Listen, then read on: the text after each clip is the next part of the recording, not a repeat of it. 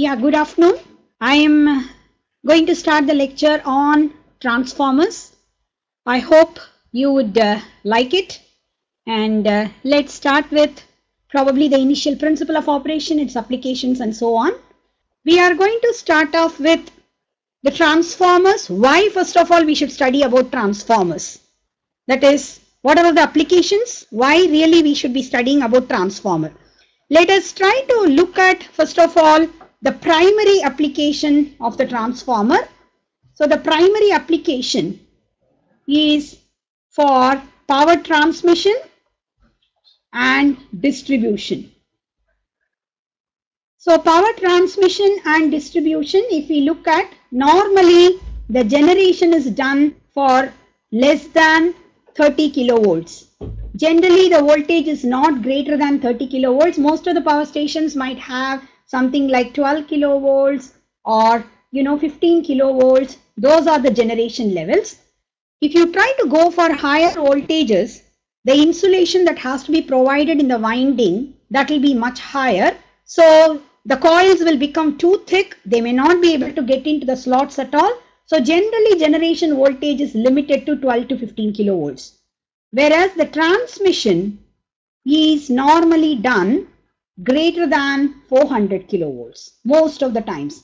And of course, slowly we are going to higher and higher voltages of transmission, because if we look at higher voltages of transmission, the current comes down. So if the current comes down, there are two advantages. One is I square R losses come down. They are decreased. The second advantage I would say is the wires, whatever thickness we are choosing, that depends upon the current level. If the current is smaller, then the thickness comes down. So if the thickness comes down, then we are going to have less amount of copper being utilized. So that is really, very helpful in terms of the cost effectiveness of the entire transmission system. So we are first of all looking at 12 kilovolts being stepped up to 400 kilovolts. From 12 to 400 kilovolts, it will be done with the help of transformer. And it is all AC transmission. And the transformer will work only if it is AC transmission. So AC transmission essentially can be possible only with the help of a transformer. And once it is transformed to 400 kilovolts and transmitted across the country, from there, the next thing that we are going to see is it reaches probably several transmission lines, and then ultimately it is going to be transmitted throughout the country. And when it comes to actually the distribution center, in the distribution center, I am essentially going to have a step down transformer where probably it will be step down from 400 kV to say 33 kV.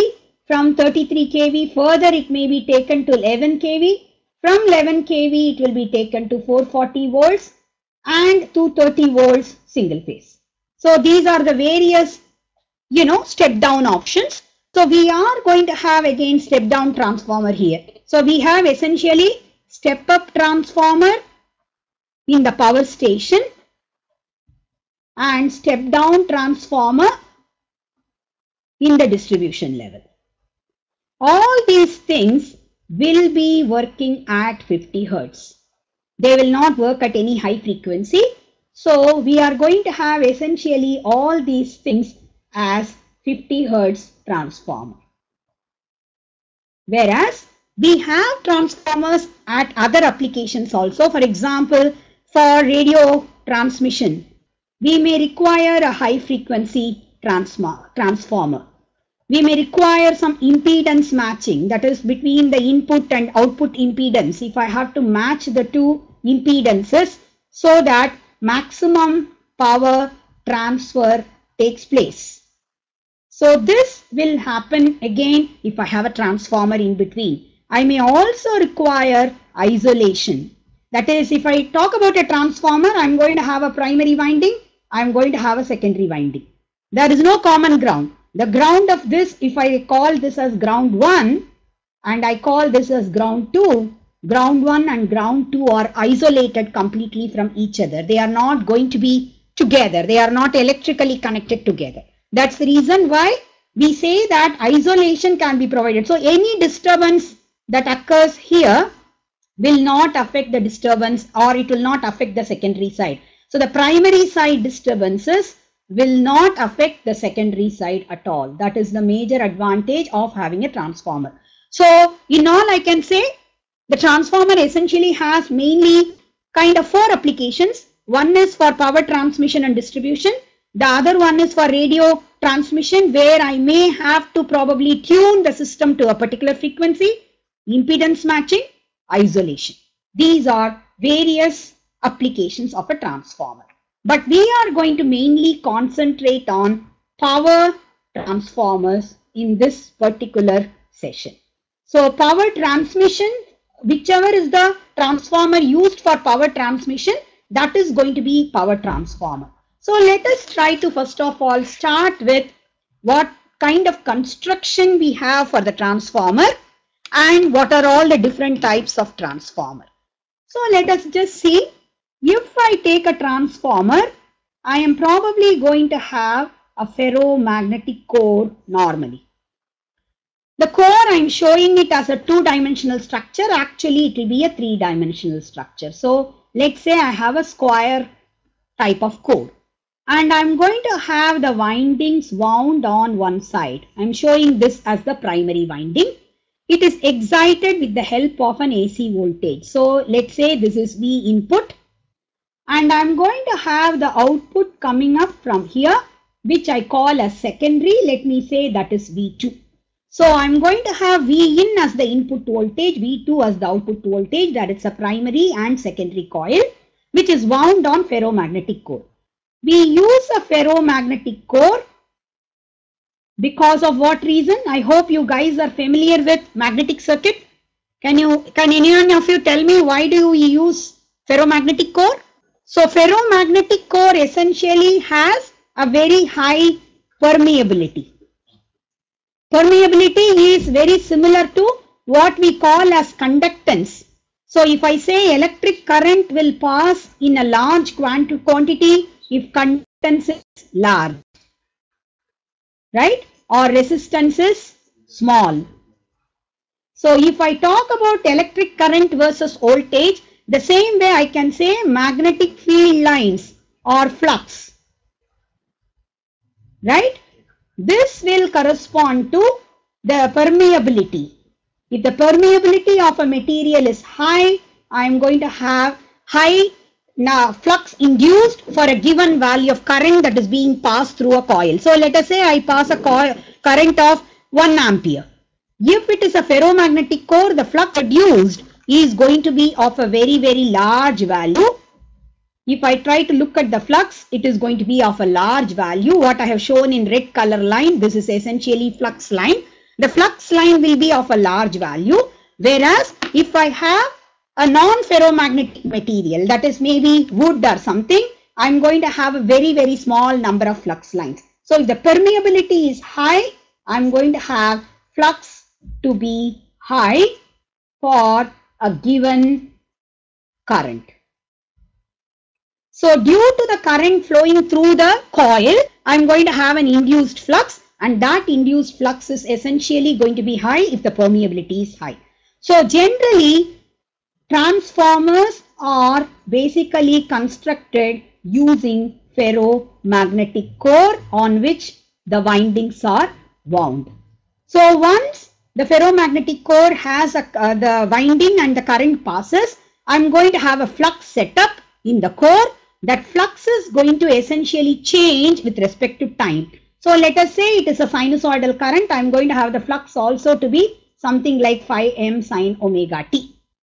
Now Faraday's law says that N d phi by dt is the induced EMF. So I'm going to have essentially a flux setup in the ferromagnetic core, which is going to change with respect to time. Because it is changing with respect to time, this coil is also going to visualize a change of flux. So it will have an induced EMF. That induced EMF we are calling as the secondary voltage. So The transformer essentially will induce a voltage in the secondary coil if the primary coil is excited, provided both of them are wound on a ferromagnetic core. This is the basic construction of a transformer. So this can be of two types of construction. One is core type construction, in which I am going to have essentially a core which is probably like a square shaped plate. Of course, I will have several of these plates put one behind the other, because of which I am going to have probably a shape like this. So this is going to be the complete core construction. And I am going to have the coils wound around this. So the primary coil is here, secondary coil is here. So I am going to have essentially in both the legs, the primary coil and secondary coil are put up. Whereas if it is shell type construction, I am going to have essentially an E-shaped core. I would say this is the kind of core I am going to look at. Right? And I am going to have the windings wound here. This may be primary and this may be secondary. And this E-type core will be kind of, put a lid with another core which is essentially rectangular. So this is also a core. This is also a core. So the windings are essentially completely surrounded by iron on both sides. This is also iron. This is also iron. So I am going to have essentially a huge amount of core weight in the case of shell type as compared to core type. Core type, I have two legs. On both legs, I am utilizing them for winding the copper windings. Whereas here I am going to use three legs, out of which only one leg is used for the winding, other two legs are just remaining there. So this is shell type construction. So shell type construction is used wherever we do not want much of air in between. Whereas core type construction is used wherever I do not mind the air in between. Air will cause definitely some amount of leakage of flux lines. I expect that all the flux that is produced by the primary should confine itself to the core itself. But that may not happen. Some of them might escape, which we call as leaking of flux. So leaking of flux happens more in core type construction, whereas in shell type, you would not see so much of leakage. There are other classifications also for transformer. So I told you based on construction, it is core type and shell type. This is based on construction, right? If I try to look at the number of phases, what is there, so the number of phases, it can be a three-phase transformer or a single-phase transformer. It can be single-phase or three-phase. Then I can also have, based on the functionality, that is what kind of application for which I am using. It can be power transformer, which is used in power station. It can be distribution transformer, which is used in the distribution centers. It can be instrument transformer or measurement transformer, which is actually for measuring current or voltage in substations and so on. So this can be potential transformer if I want to use it for measuring the voltage. It can be a current transformer if I am using it for measuring the current. So these are various classifications of transformer which may, be coming in handy later on when we talk about different types of applications. Let's try to look at the principle of operation of the transformer. So let us try to look at the principle of operation. So in the principle of operation of the transformer, let me just assume a core type construction. I am essentially looking at a core like this. I have put the primary winding here and I have applied a voltage of V1. And I'm going to have the secondary winding here and I have to measure how much of voltage is coming out as output here. Now, due to the applied voltage V1, maybe this will draw a current, whatever is the current, maybe I1. Now this current is going to set up a flux in the core. So I am showing a magnetic field line which is closed, having a closed path like this. Now if I have, say, n number of magnetic field lines, the n number of magnetic field lines will go through this side of the core. It will go through the horizontal portion of the core, and then it will go through the secondary side of the core also. So whatever is the flux produced by the primary current, the entire flux will be linked by the secondary circuit as well. So let us say the flux is equal to phi m sine omega t. So if I say n into d phi by dt, that will be equal to n multiplied by phi m multiplied by omega multiplied by cosine omega t. So this is going to be the induced EMF. If I take N1 as the number of turns in the primary, I'm going to have N1 phi m omega cos omega t as E1 or induced EMF in the primary. Whereas if I just replace that N1 by N2, so I can say, if I just say N2 is the number of turns in the secondary, N2 phi m omega cos omega t will be equal to E2, which will be the induced EMF in the secondary. And if we assume that both wires of primary and secondary are hardly having any resistance, then I'm going to have V1 is approximately equal to E1. So because of which I can write V1 by V2 equal to N1 by N2. So I am going to have the induced EMF exactly as per the number of turns in the primary and secondary. This we call as the turns ratio of the transformer. So if I want stepping up of the voltage, I should have the primary winding to be minimal, whereas secondary winding should be much larger in number. If I want stepping down, then primary winding should be larger in number and secondary winding turns has to be less in number, right? So this is how we get step down and step up action. So step down and step up action depends upon the turns ratio, right? It is essentially dependent upon turns ratio. Now that we know the basic equation that governs the transformer action, let us try to get what is the voltage equation of a transformer. So in the case of voltage equation of a transformer, we can just write again the Faraday's law, N d phi by dt is equal to induced EMF. Because this is equal to induced EMF, I can say if the flux is sinusoidal in nature, because we are actually pumping in a sinusoidal current, I can say N d phi by dt is equal to phi m omega cosine omega t multiplied by the number of turns. Now I can write this as N phi m 2 pi f cosine omega t. RMS value of the induced EMF will be 1 by root 2 times the peak value.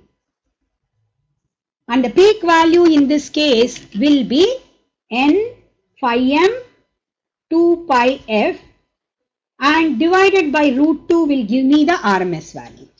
So if you calculate this, this will give you 4.44 phi m f n.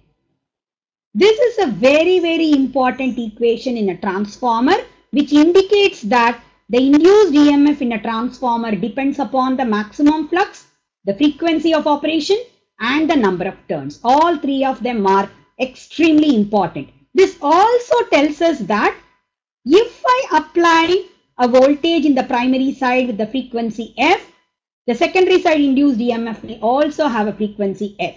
So frequency remains the same. Frequency will not change in a transformer from the primary to the secondary. Frequency will remain the same. Voltage magnitude changes.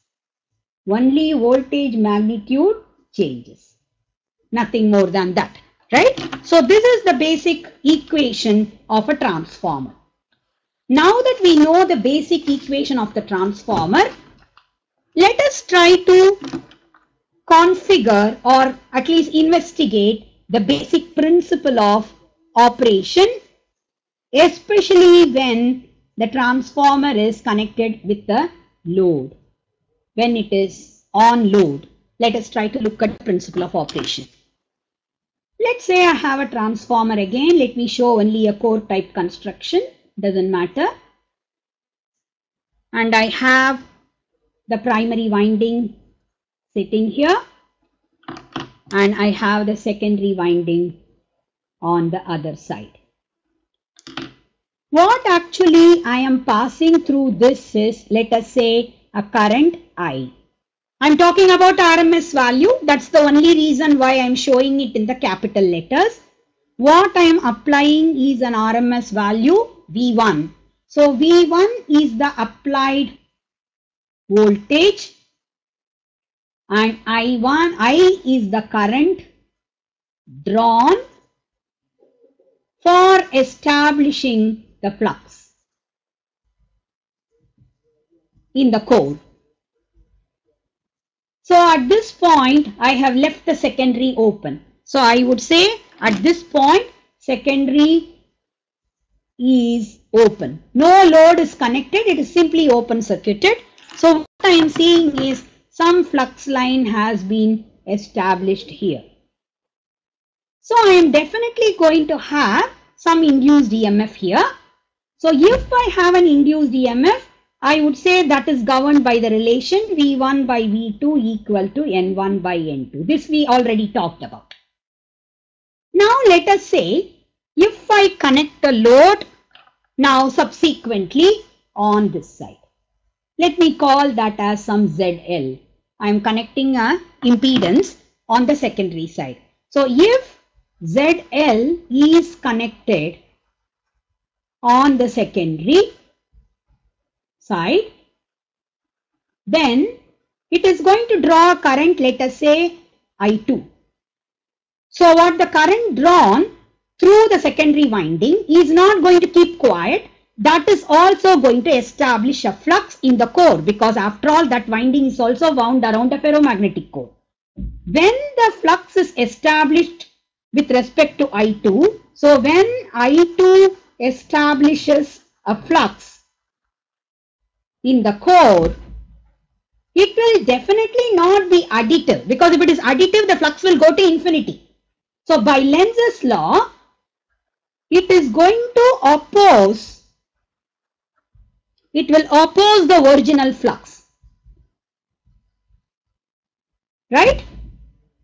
So if I call the original flux as some phi m, now phi m is going to be opposed basically by the new flux that is being set up by I2. So immediately the reaction will be phi m will collapse to a low value. Instantaneously it will collapse to a low value. When the flux is collapsing to a low value, originally there was an induced EMF E1 here, there was an induced EMF E2 here. We already said V1 is approximately equal to E1, V2 will be approximately equal to E2. So V1 and E1 were equal to each other. Now E1 would also collapse because the flux has collapsed. So what is going to happen is now E1 collapses. Because E1 collapses, what is going to happen is I am going to have V1 minus E1 becomes very, very large. So the primary voltage originally was being balanced exactly by the induced EMF. Now the induced EMF has come down, because of which this is going to become large. So a large current will be drawn by the primary. A large current will be drawn by the primary winding from the power supply. So what will happen is, this large primary winding current will try to set up the flux once again. So what we said as the flux that has collapsed, that flux will be set up once again so that the operation of the transformer is restored. So I'm going to have again E1 being induced in the primary, E2 being induced in the secondary. So the flux, what I see as the net flux, has to remain as a constant at phi m. So what is going to happen is, if the MMF or the magnetomotive force created by the secondary winding is I2 multiplied by N2, this current drawn from the primary side will be such that I1 N1 will be equal to approximately I2 N2. Only if I1 N1 equal to I2 N2, the new flux, whatever is due to the new current drawn by the primary, will be able to counteract whatever was the current that was being drawn by the secondary side load. So I am going to have a good amount of ampere turn balance, saying that I1 N1 has to be equal to I2 N2.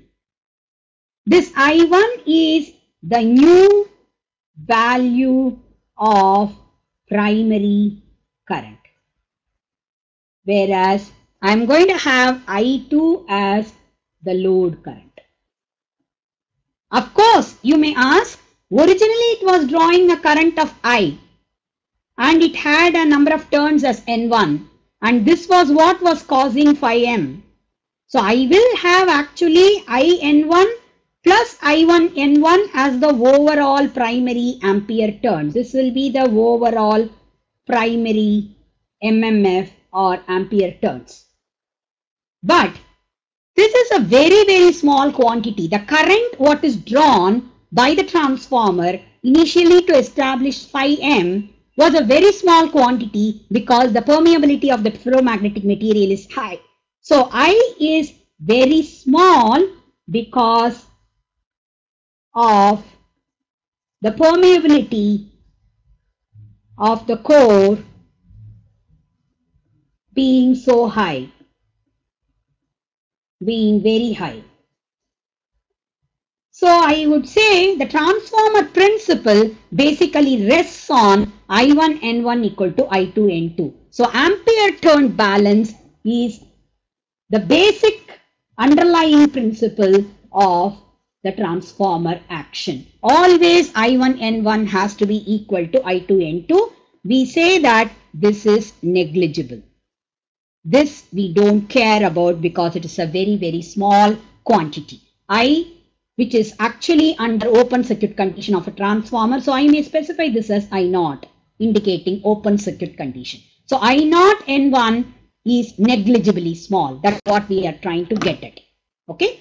So just to summarize the transformer action so far, I have a ferromagnetic core on which I am going to have two windings wound, one primary, one secondary. The primary winding is excited with a voltage, alternating voltage V1, and it is drawing a current of I0 when the secondary is on open circuit. A flux is established in the core, which is known as phi m, and it induces a voltage called V2. When I connect the load current that is flowing through the transformer, which is I2, is going to create a flux which will kill the original flux phi m.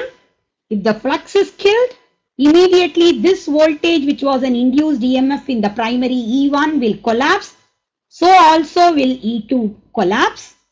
So now, because V1 and E1 become extremely different, huge current will be drawn by the transformer.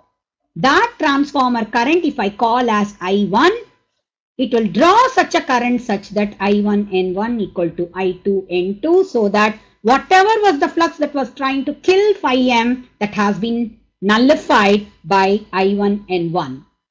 So this is what is the ampere turn balance of the transformer. So from this, I should be able to say I1 by I2 equal to N2 by N1, and already we wrote this is equal to V1 by V2. Yeah, actually there is a question called whether I can explain the phasor diagram on load and no load. We will come to that towards the end of today's class. So I will be doing that probably in the second half of today's class. Right now we are talking basically about the transformer as though it is pretty much ideal in nature. So we are not even talking about resistance drops, we are not talking much about leakage, we are not talking about any non-idealities. So we will be talking about non-idealities in the second part of today's lecture, right? I will definitely come back to the phasor diagram at that point in time. Okay, I hope that answers the question. So this is going to be the basic equation governing transformer action. So this is the basic operation of the transformer. So let us try to first of all look at the transformer as an ideal transformer on no load. When it is on no load. So under no load condition, I am essentially looking at the permeability of the core material is equal to infinity. It is going to be infinite. And I can also say the resistances of the primary and secondary windings are negligible or zero. They are negligible. And we are going to say that there is no leakage. That means all the flux that is linking the primary will also link the secondary. So there is no leakage. So primary and secondary link the same amount of flux. And the fourth one is there are no losses. So these are all basically what are the assumptions we make in the case of ideal transformer. First of all, definitely permeability is not infinity. We all know that. If the permeability is infinity, we are going to have the reluctance to be zero. Right? Because L by mu A, this is what is reluctance. This will be zero. If mu is infinity, I'm going to have the reluctance to be zero. So if the reluctance is zero, even with zero current, I should be able to establish a finite amount of flux. Because normally we are going to write flux is equal to, flux is equal to MMF divided by reluctance. If the reluctance is zero, MMF can be zero, still a finite amount of flux will be there, established with zero current. Right? So we are going to definitely see that without a small current, flux will not be established. So definitely infinite permeability is not true. So according to ideal transformer, I0 or no load current is equal to zero for a transformer. There is no question of any current. The second one I should say is, resistance is negligible.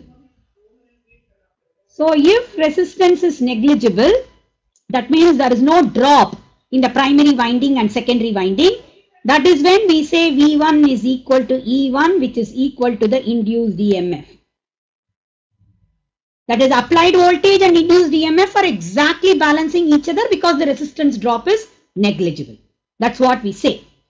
And if we are looking at, V2, which is the terminal voltage on the secondary, that will be equal to E2. Of course, this is true in the no load condition anyway, because there is no current in the secondary side. This is definitely true in the no load condition, no doubt.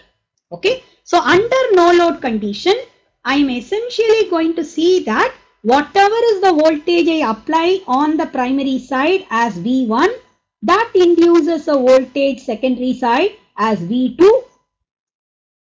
right? And I'm going to have essentially V1 by V2 equal to N1 by N2. This is very much valid. Now, when I actually connect the load, again in an ideal transformer on the secondary side, we basically said that V1 by V2 equal to N1 by N2 equal to I2 by I1. This is what is the relationship followed, right? Let's say I am having a load ZL connected here. So I'm going to say that V2 divided by I2 equal to ZL, right? If I want to look at this ZL from the primary side, I want to look at this ZL as an input impedance, then what I should do is Z input is equal to V1 divided by I1. But I also know that V1 equal to V2 into N1 by N2. And I1 I should be able to write this as, instead of I1, let me write this as I2 into N2 by N1. Right?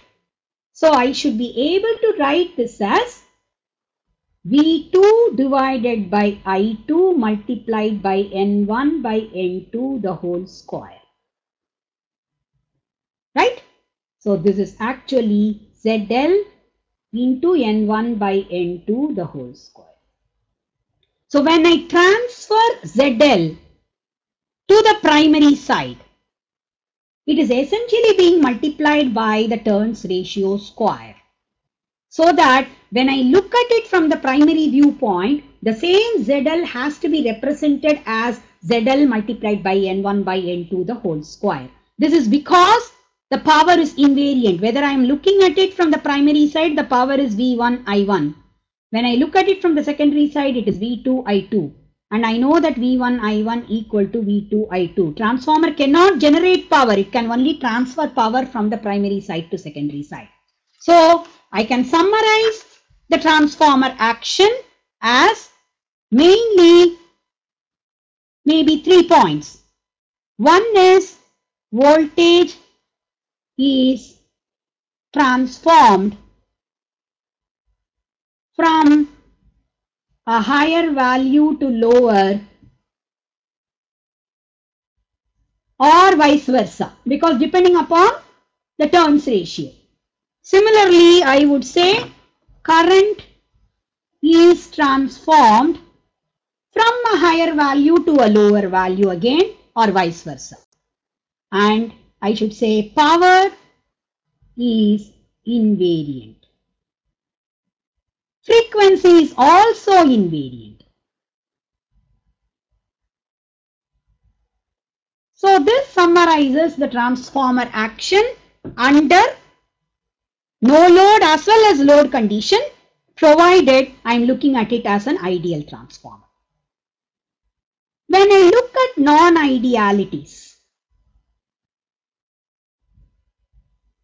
in a transformer, what are all the non-idealities? That's what I'll have to look at. So in the case of non-ideality, first of all, I have to say core permeability is finite. It cannot be infinite. It has to be finite.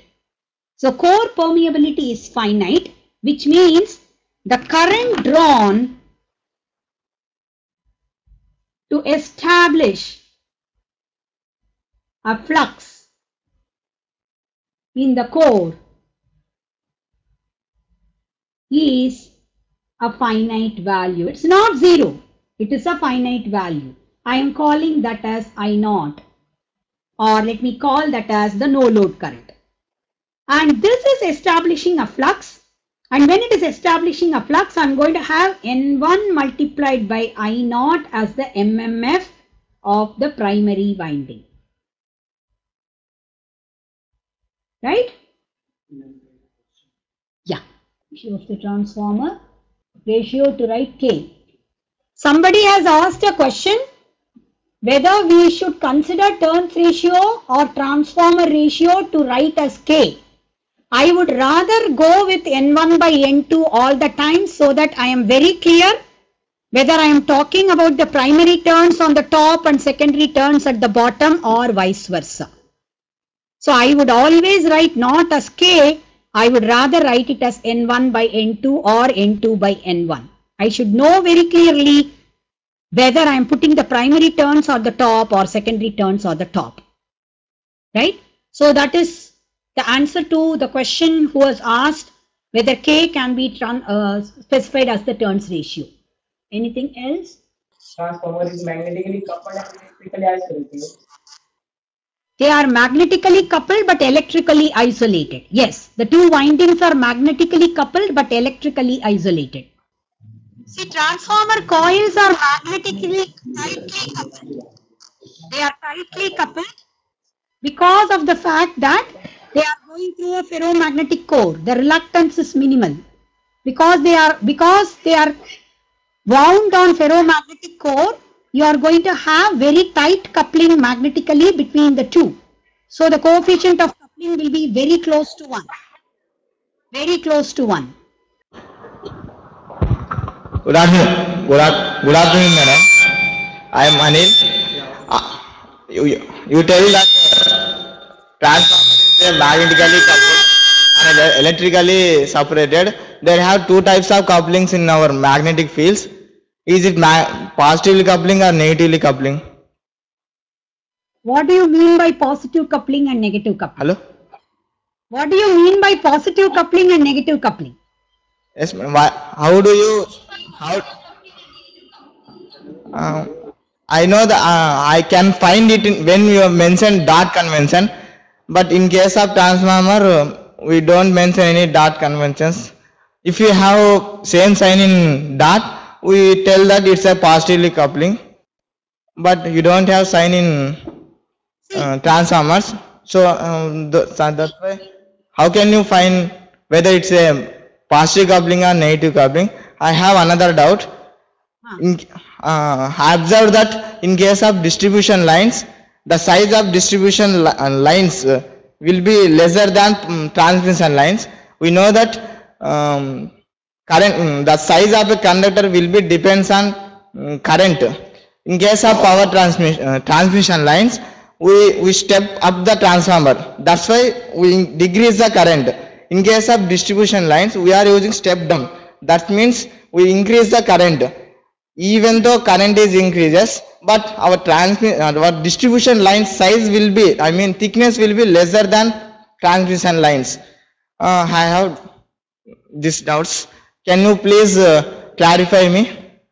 Yeah. See, your second question, let me address first. When you are talking about a transmission line, it may be transmitting the power of the order of 2000 megawatt, 2500 megawatt, and so on. So 2500 megawatt divided by root 3 times 400 kV is the current that you are going to have. Right? Roughly, if I talk about unity power factor load, root 3 VL IL cos phi is equal to the power. The power, let us say, is 2500 megawatt. So 2500 megawatt divided by root 3 divided by 400 kV, whatever is the transmission voltage, that is going to be the current.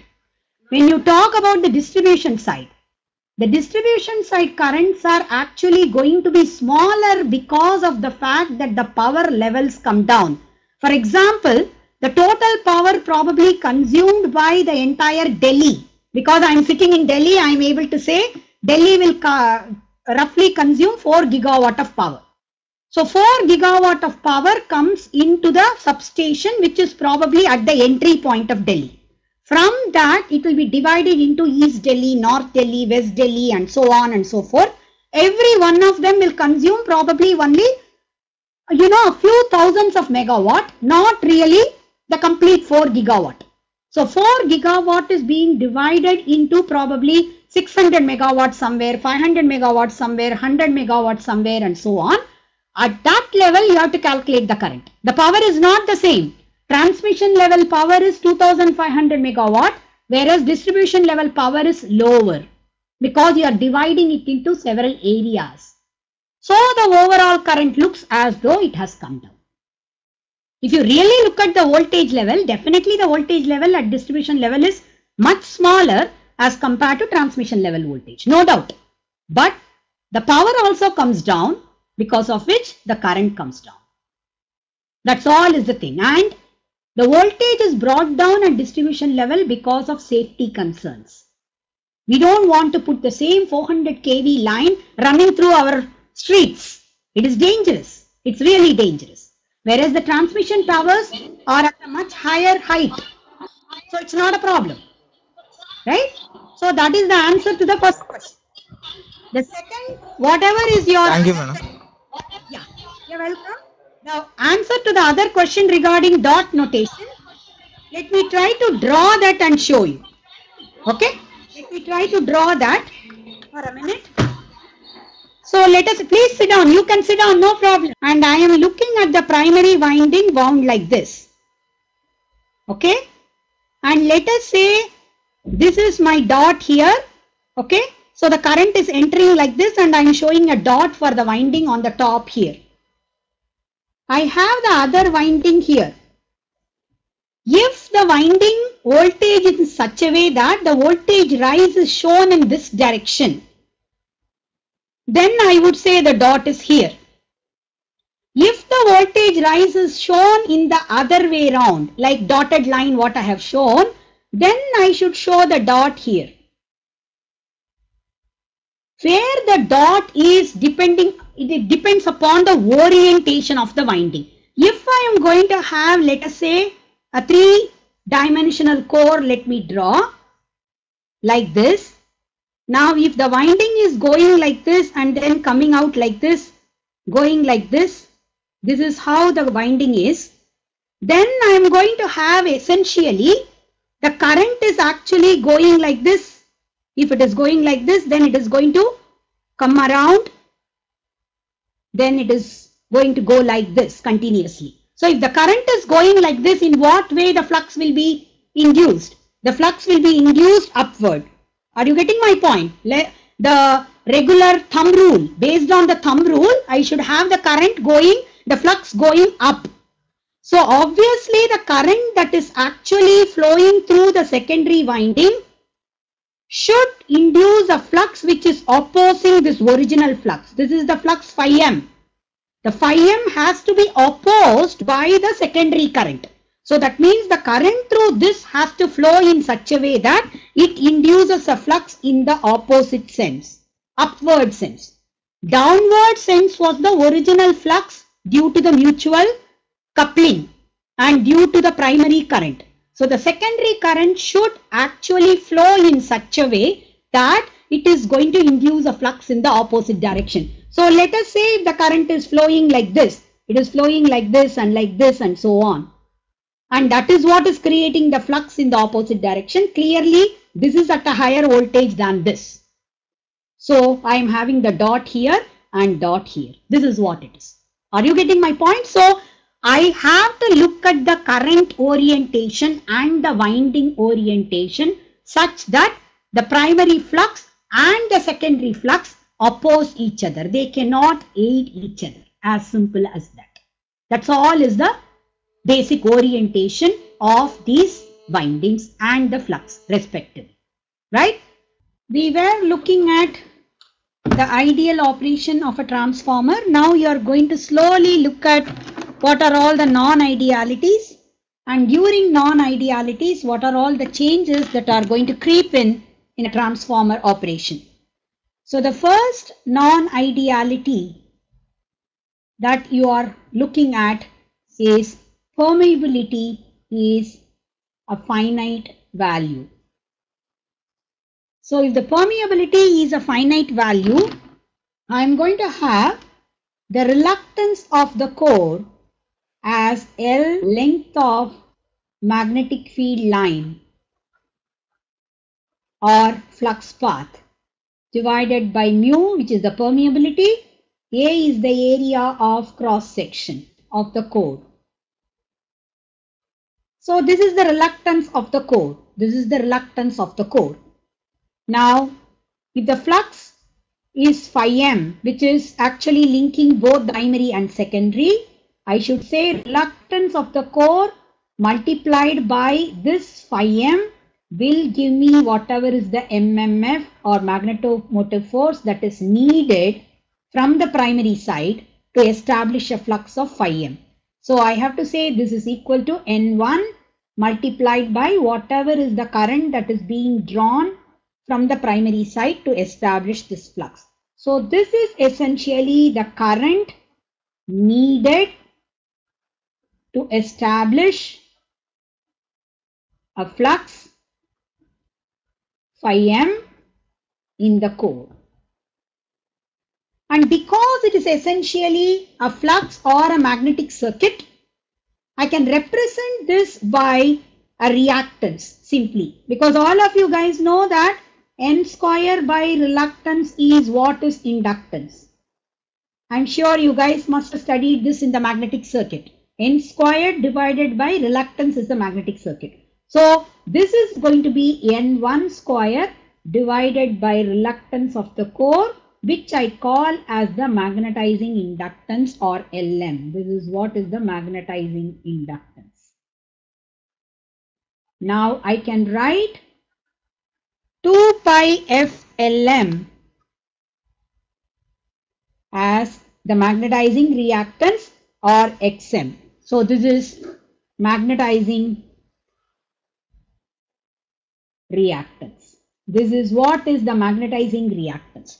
So I'm going to have this as the magnetizing reactance. So how I can show this in the form of a transformer completely is, let me show the transformer primary winding like this. Let me show the secondary winding like this. Between those two, there is an iron core which I can show with two lines. This is a representation of an iron core. Now I'm going to assume that E1 is the voltage induced here. E2 is the voltage induced here. I'm showing dots here and dots here, like what the other student asked as a question. Now I am essentially connecting a source V1 here. It is an AC source, right? Now rather than showing zero current here, I have to show that a particular current is being drawn. So that current I am going to represent with the help of a magnetizing reactance Xm. So I am going to show that V1 divided by Xm is equal to Im, or the magnetizing current that is needed to establish the flux. So I am going to say that N1 Im is the MMF of the primary winding, right? And Rc is the reluctance of the core. In that case, flux phi m is established in such a way that N1 Im divided by Rc equal to phi m. This is how the flux is established. Now, I can say that this magnetizing current is equal to V1 by Xm. So I am essentially representing the permeability, finite permeability of the core with the help of a reactance which is known as the magnetizing reactance.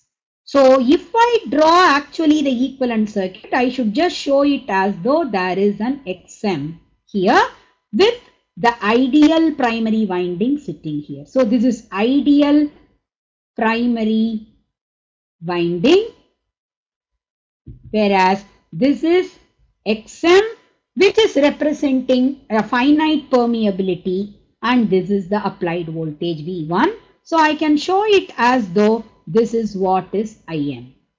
The current that is flowing through this is Im. Now, if I practically measure what is the value of the power that is taken up by the primary winding when I am having the secondary open circuited, if it had been a pure reactance, it should have been zero. The power should not have been consumed at all. If I put a wattmeter here, the wattmeter should read 0 if there had been only reactance. But when we actually connect a wattmeter under open circuit condition or no load condition, we would find that the wattmeter reading is not 0. The wattmeter reading is a finite value. The wattmeter reading is going to be a finite value. This is because of the fact that there is some amount of power loss that is taking place within the core, because the current that is drawn when the transformer is completely open circuited on the secondary side, the current that is drawn under no load condition or open circuit condition, that is actually going to be only about 2 to 5% of rated current. I hope you guys all know what is rated current. If I say that it is a 2.2 kVA, 220 volts divided by 110 volts transformer, right? I am going to have the rated current on the primary side to be 10 ampere, whereas the rated current on the secondary side to be 20 ampere. This is what is rated current. So if the rated current is 10 ampere on the primary side, under an open circuit condition of the secondary side, it will hardly draw 0.1 or 0.3 ampere or something like that. Nothing more than that. It will be a very, very small value. So because I am saying that the current is so small, there is hardly any resistance loss in the primary winding as well as secondary winding. It is going to be really, really small. So hopefully the entire loss takes place only in the core. So we call that as core losses. So let us try to expand a little bit upon what are core losses or iron losses of a transformer. This is happening because of the fact that there is magnetic field established within the core, and it is going to essentially create, the movement of domains within the ferromagnetic core, and that essentially causes some amount of work to be done, which is manifested in the form of heat loss, friction and so on and so forth. That is manifested in the form of heat loss. So core losses essentially consist of two things. One is hysteresis loss, the other one is eddy current loss. We call this as core loss or iron loss because it is taking place in ferromagnetic core. Let us first of all try to look at what is hysteresis loss. Let's see first of all what do we mean by hysteresis. The property of hysteresis, let us try to examine. So in the case of a ferromagnetic core, if I try to take a piece of iron actually will have several domains within itself, magnetic domains. So if I just divide that into a few millimeter or few micron thickness, I'm going to have various domains. Each of these domains will have a magnetic moment in all arbitrary directions. So I may have in some of them upward, some of them downward, some of them sidewise, some of them this way. So in all different directions, I'm going to have different domains located. So the net magnetic moment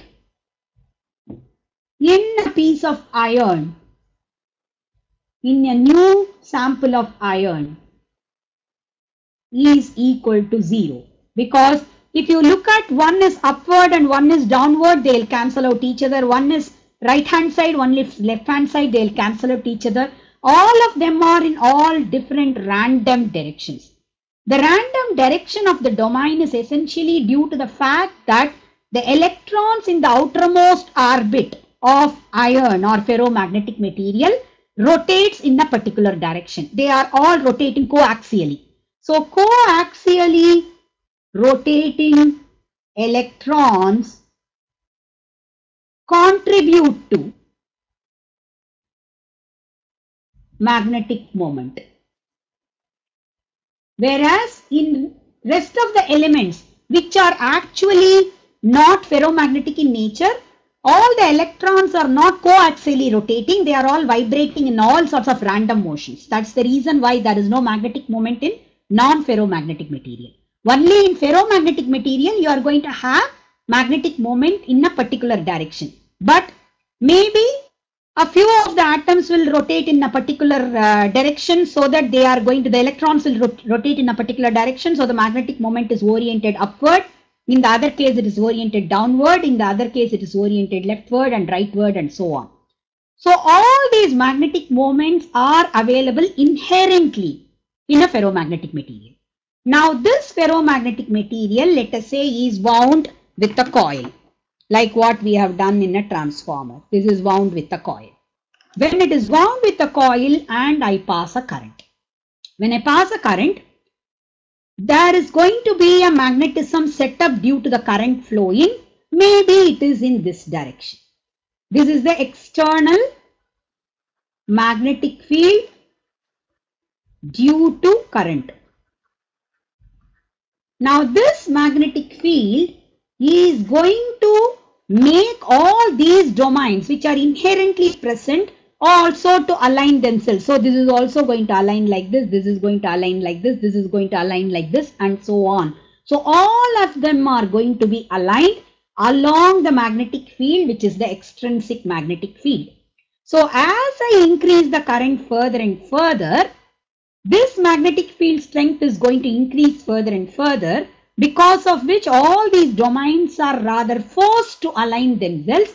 So if I try to look at what is the strength of B with respect to the current that I am passing, as the current increases, my flux density will also increase.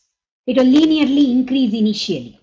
But once all the magnetic domains are aligned, there is nothing further to align, so it will reach a saturation. Now, it has reached a saturation and there is no more domains to align themselves.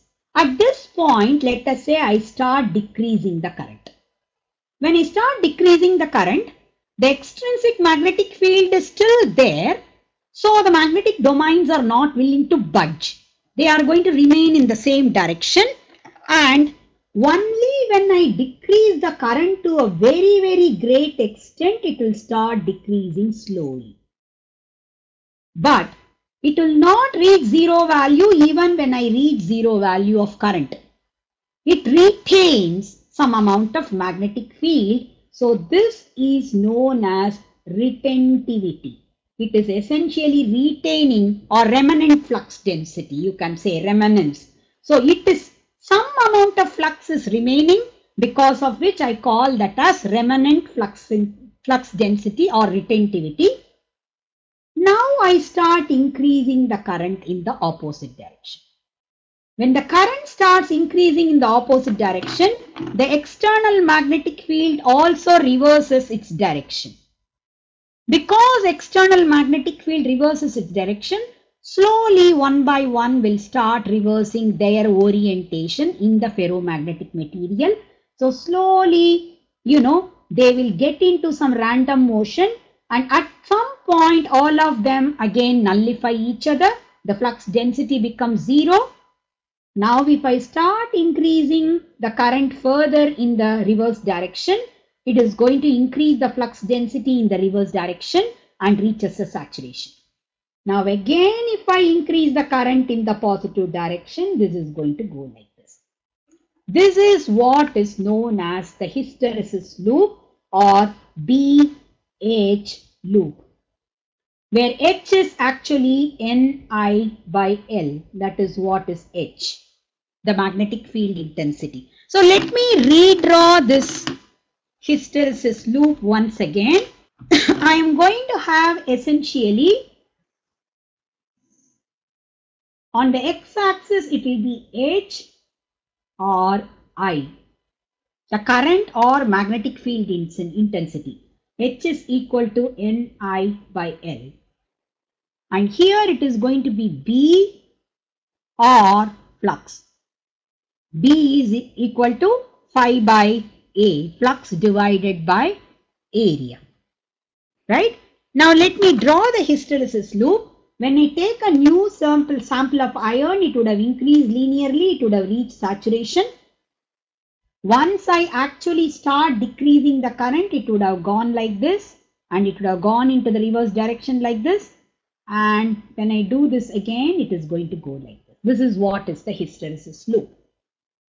Now, when I actually apply a V1 voltage to the primary winding, which is alternating in nature, it is an alternating voltage. So I'm going to have essentially the voltage somewhat like this. Let me draw the voltage again. So if I draw the voltage on this side, I should show it as though it is a sinusoidal voltage. Right? This is what is the voltage that I'm applying. When I have increasing voltage, it is as good as increasing the current. When I have decreasing voltage, I'm going to probably decrease the current. It goes into the negative direction and again increases in the positive direction. So it is exactly going like this. This is how it is going to be. Now, this aligning and realigning of the magnetic domains are repeatedly done when the current is increasing in the positive direction and decreasing in the negative direction, and then it is going again and again.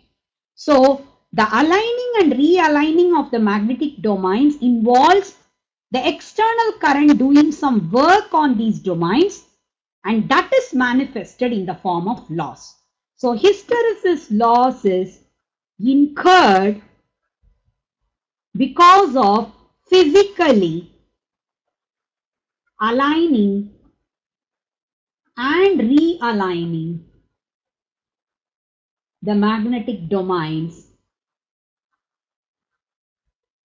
during every cycle.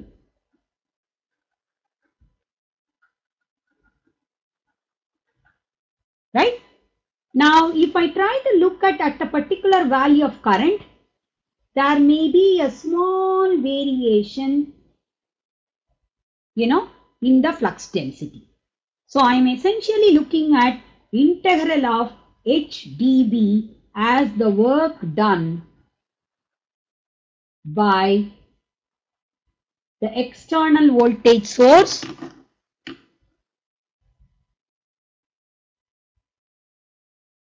V1 on the magnetic domain or on the material, ferromagnetic material. So I have to calculate what is integral H dB, and that integral H dB will give me completely the area under this curve. So BH loop gives me a measure of the amount of energy lost due to aligning and realigning of magnetic moments. And if you actually look at it, please note that the current has reached zero here, but the magnetic flux has not reached zero here. Current has actually already reversed. At this point, the current has already become negative, but the magnetic flux density is zero. The current has become more and more negative. That is when the magnetic flux density is slowly becoming negative. So magnetic flux density always lags behind the current. So this lagging behind is known as hysteresis. Hysteresis in Greek actually is having the meaning of lagging behind. The flux is lagging behind the current, and that is the reason why I'm going to have this much amount of energy. The loop that is actually displaying BH loop, that is essentially the lost amount of energy every time I go from the positive current to the negative current and vice versa. So this loss happens during every cycle. So if I say that BH loop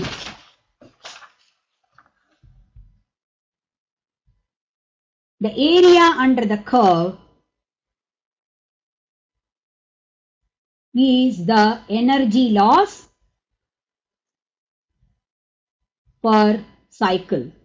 Let me try to get a mathematical proof for this. I told you that HDB is the area under that curve, right? That's what we showed. If you may recall, we essentially showed that at a particular value of H, if this is the variation in B, that is dB. So this entire thing is essentially the area under the curve. So let me try to get what is HDB value. So HDB, I can write this as H is defined as Ni divided by L. And dB, I can write this as Ni divided by L d phi divided by A. I can write it like this because flux is equal to B times A, right? But if I write from Faraday's law, I can write that N d phi by dt is equal to voltage or EMF induced. So I should be able to write that N d phi equal to V dt, where V is the instantaneous value of voltage. So I can definitely substitute that here. So I'm going to write this as Ni divided by L V divided by Na. Fine. I have just substituted those values. I can cancel this N and this N, and I can say this is essentially Vi dt divided by AL. A is the area of cross section of the core. L is the length of the magnetic circuit, which means the magnetic field line length. So if I say that this is my core, the average length of magnetic field line is given by this dotted line. Whatever I am drawing is the average length of the magnetic field line. So this essentially tells me it is the volume of the core. So I can say area under BH loop will give me the power loss. Vi is power loss. I am integrating it over time. So it is essentially energy loss. So I should say energy loss per cycle per unit volume. So if I say that my core is having a volume of X meter cube, and if I say that the frequency at which I am applying the voltage or current is 50 Hertz, then I should say hysteresis loss equal to whatever is the area under BH loop multiplied by 50 multiplied by X meter cube. So this will give me essentially joules per second or in watts. So this is hysteresis loss in watts will be given by area under the BH loop multiplied by the frequency multiplied by X, if X is the volume of this particular core. So I would say that in general, hysteresis loss is proportional to frequency. If I operate the same transformer which is meant for being operated at 50 Hertz at 100 Hertz, the hysteresis losses are going to be 2 square times, 4 times. It is going to be very, very large. So what I mean is hysteresis loss, if it is designed for 50 Hertz, I better operate it at 50 Hertz. If a 50 Hertz transformer is operated at 100 Hertz, hysteresis loss will be twice, will become double. Fine. So I have to design a transformer at a particular frequency to be operated always at that particular frequency. I cannot go higher than that. So this is what is the discussion on hysteresis loss. And hysteresis happens only because I am using a ferromagnetic material. If I am not using a ferromagnetic material, I will not be seeing hysteresis loss. I will not be seeing saturation. None of them will be there. There is one more laws called eddy current laws. Eddy current laws is essentially, whatever are the currents induced in the core material itself.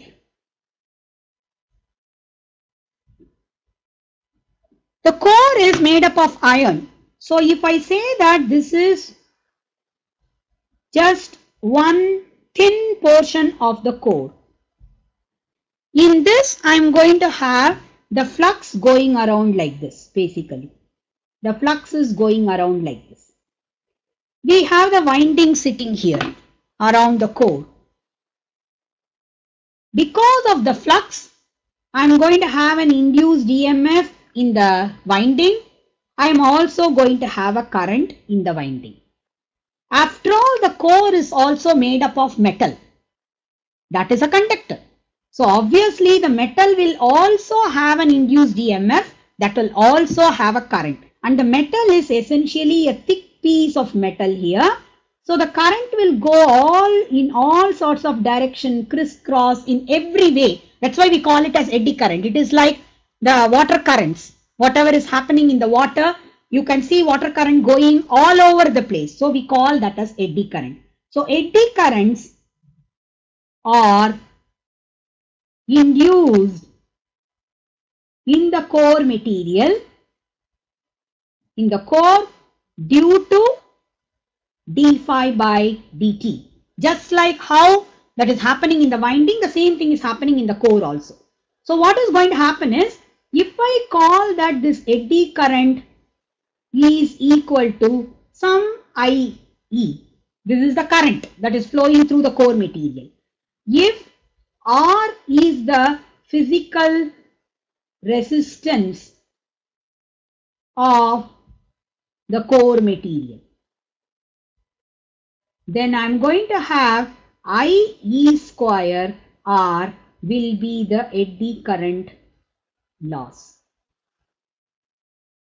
So if I want to actually reduce the eddy current loss, I should avoid all crisscross currents within the core. I should not have crisscross currents within the core. So for that, what I can do is, I can essentially have very thin piece of stamping like this.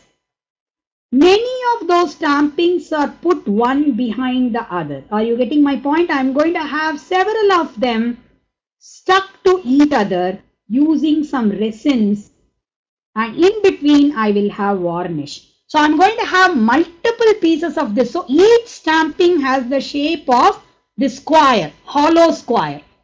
And then I am going to put one behind the other like this. I am going to stick them together. So if I look at it, actually it will look as though multiple number of thin pieces of this square are put together to make the complete core. And in between the two laminations or stampings, I'm going to have some varnish. So core is constructed with the help of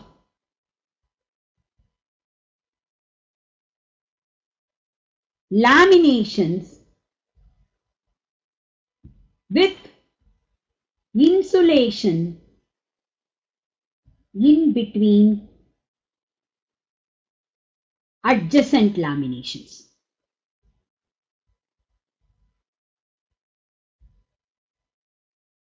So what is going to happen is, the two laminations that I have put right next to each other, they will not be able to have a thoroughfare of current.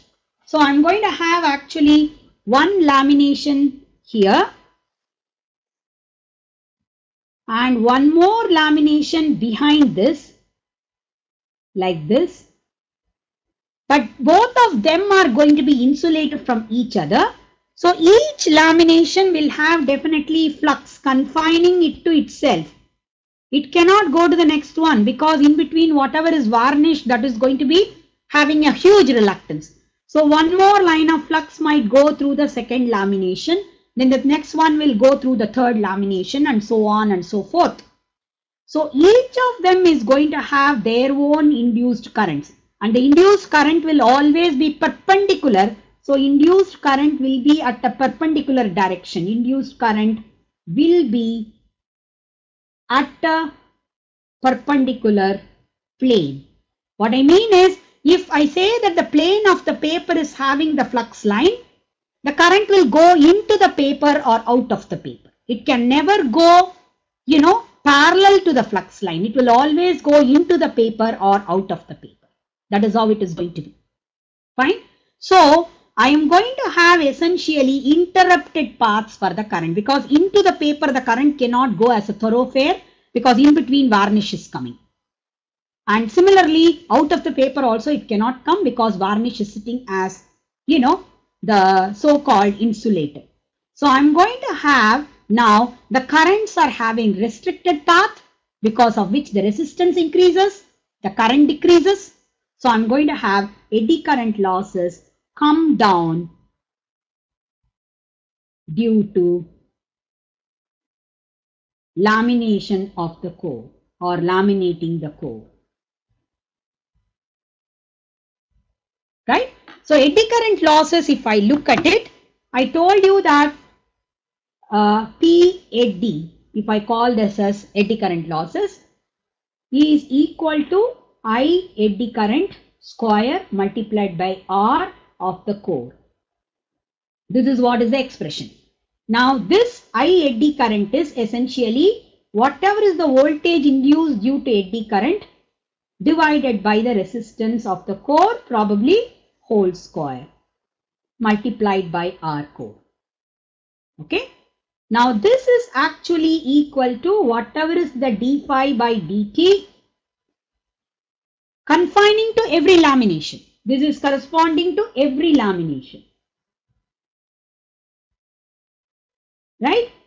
Whole square multiplied by 1 R, I should say again lamination, because I'm talking about voltage induced in one lamination, resistance of one lamination, and I have to multiply this by R of one lamination, and I have to multiply this by the total number of laminations, because this is probably going to be constructed with the help of hundreds of lamination. So in every lamination I have to take into account how much is the loss. So this is going to be the P eddy in a laminated core.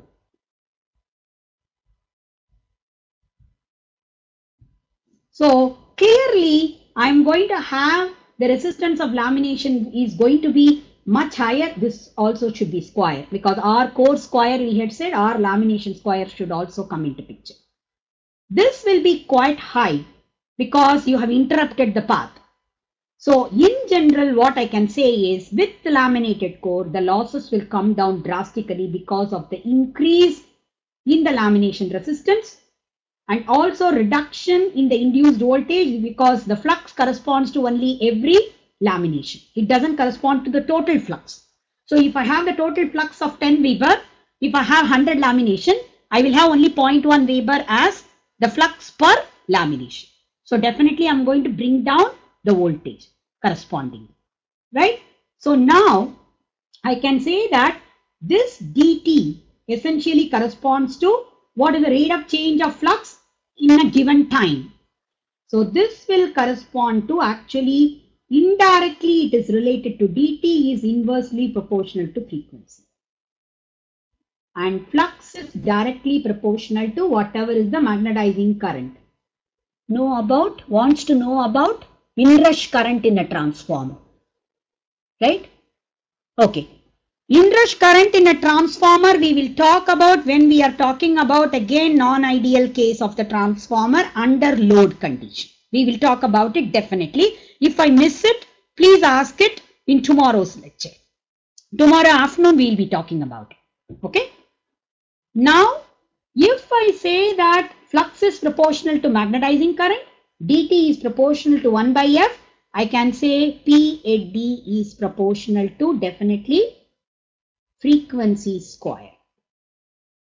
Actually, there is an empirical formula for hysteresis loss as well as eddy current loss.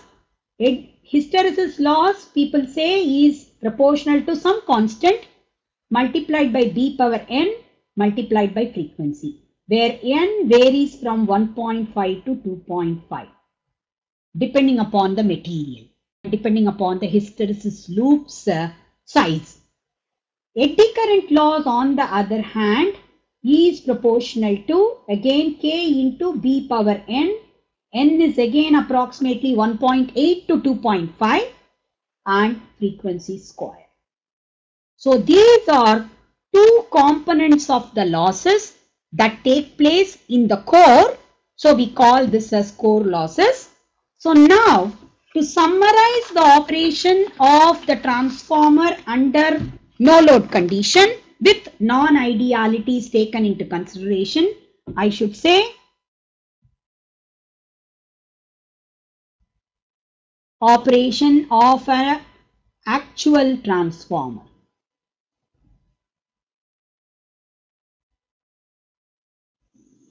Right?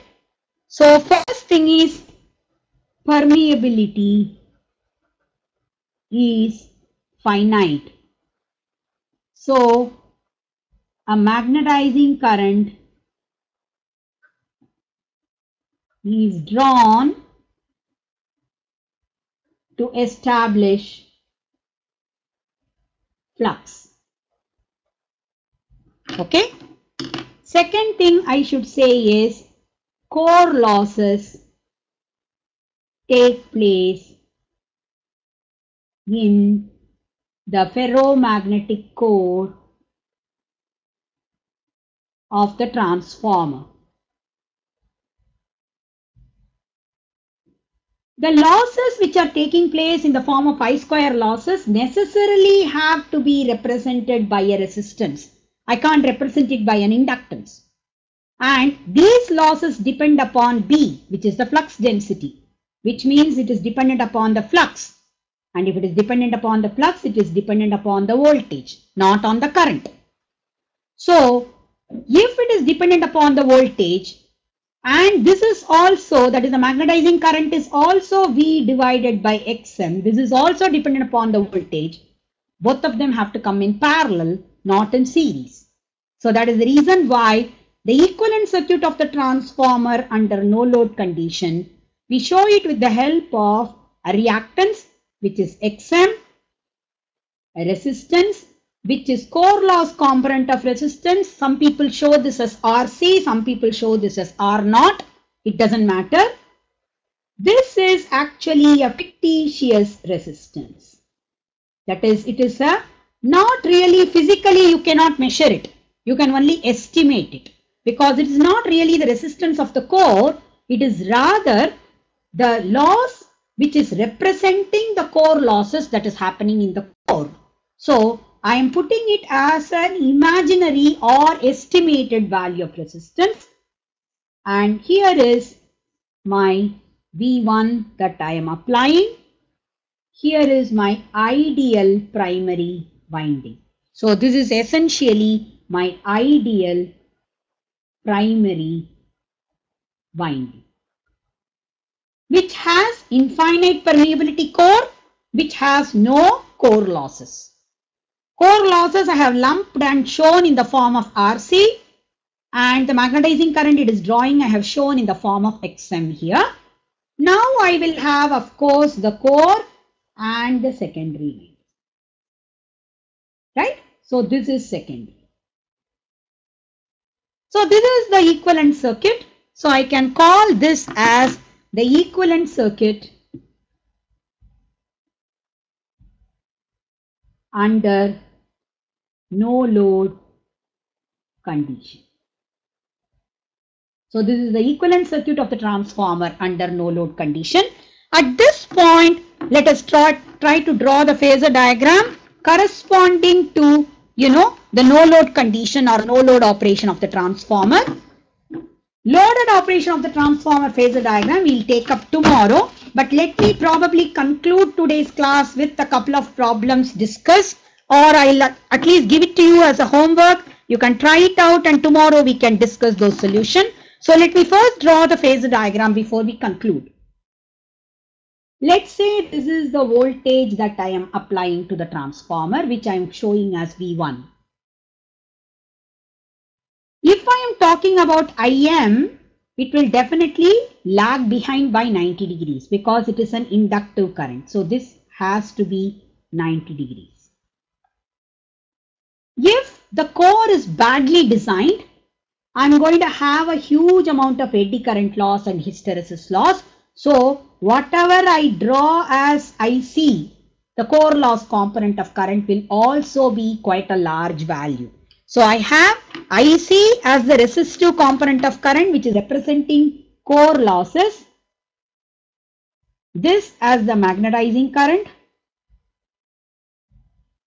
Now the sum of these two, when I add these two, I am going to get whatever is I0 or no load current of the transformer.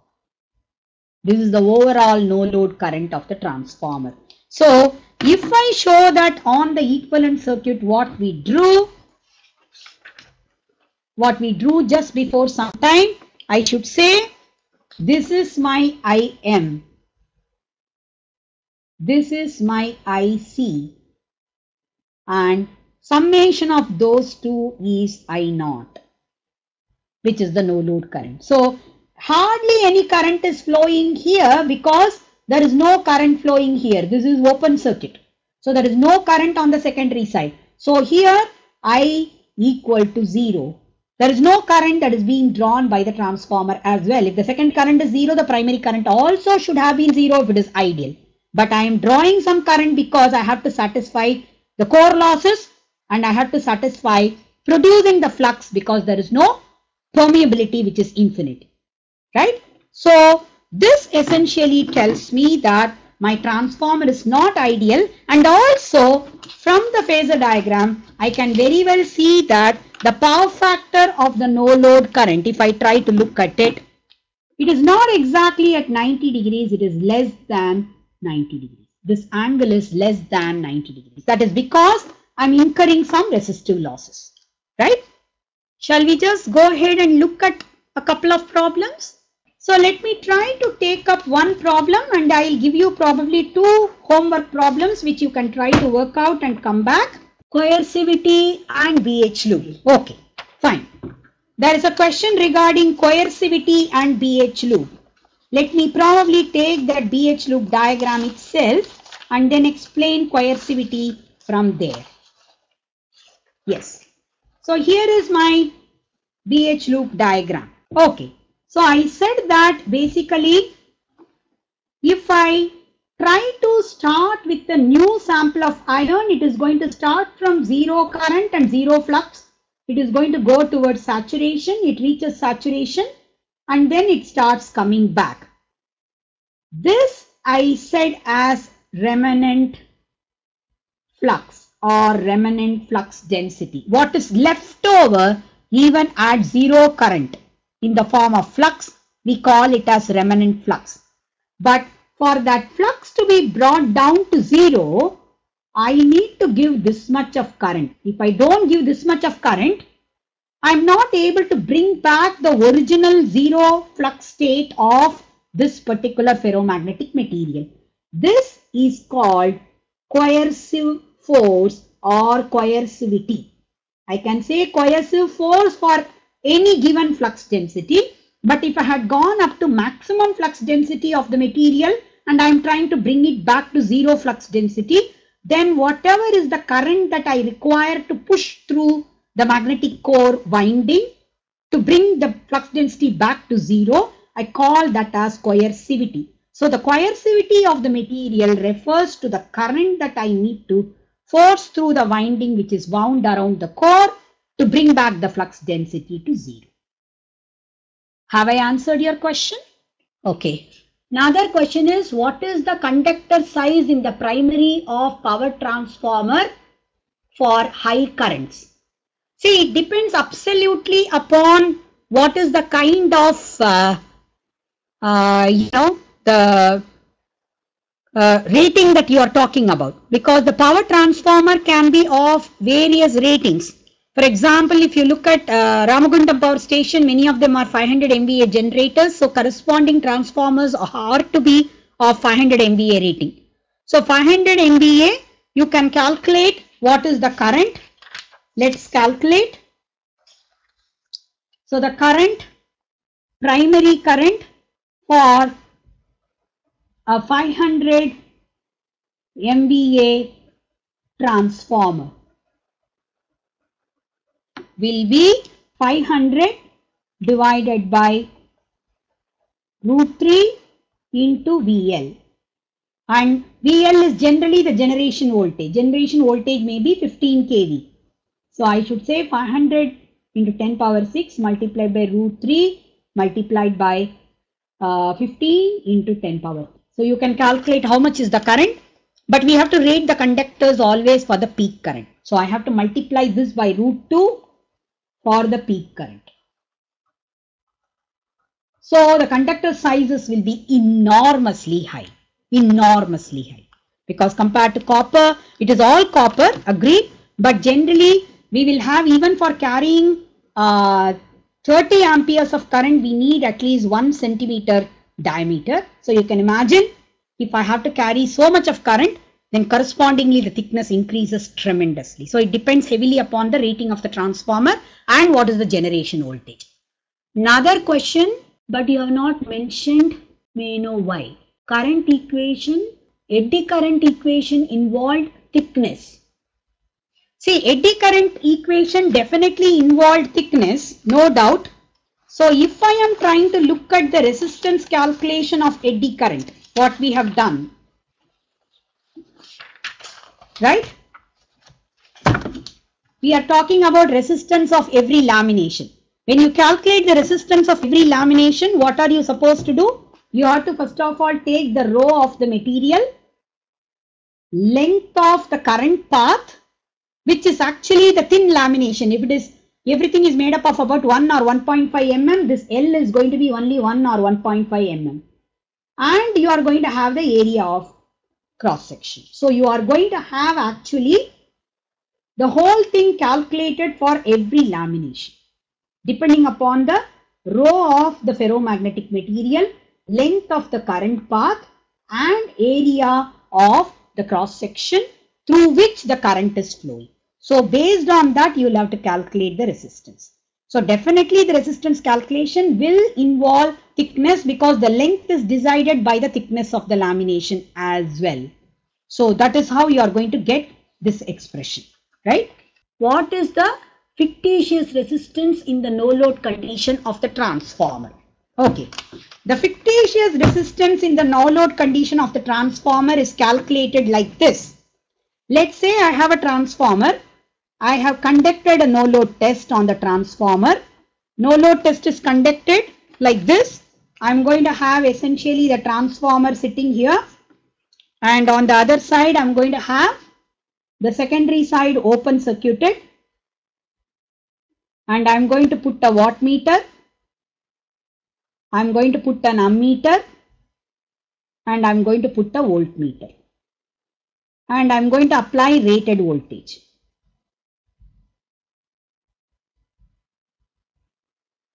Let's say my voltmeter is reading 200 volts. I have applied 200 volts. Let me talk about a 2 kVA 200 by 100 volts transformer. Okay. At this point, I am applying 200 volts and I am measuring what is the wattmeter reading.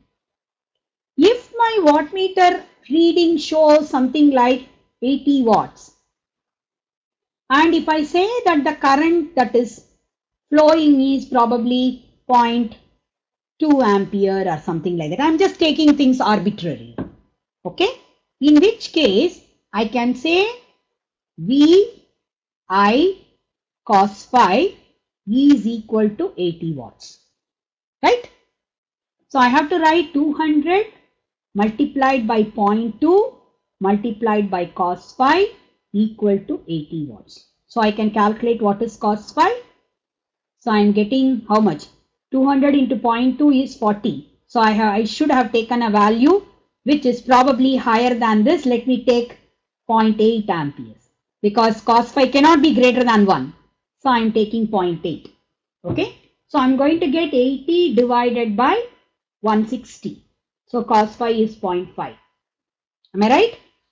Now, we drew the phasor diagram. You recall, this is voltage and I'm going to have Im here and I'm going to have the other one, I naught along this.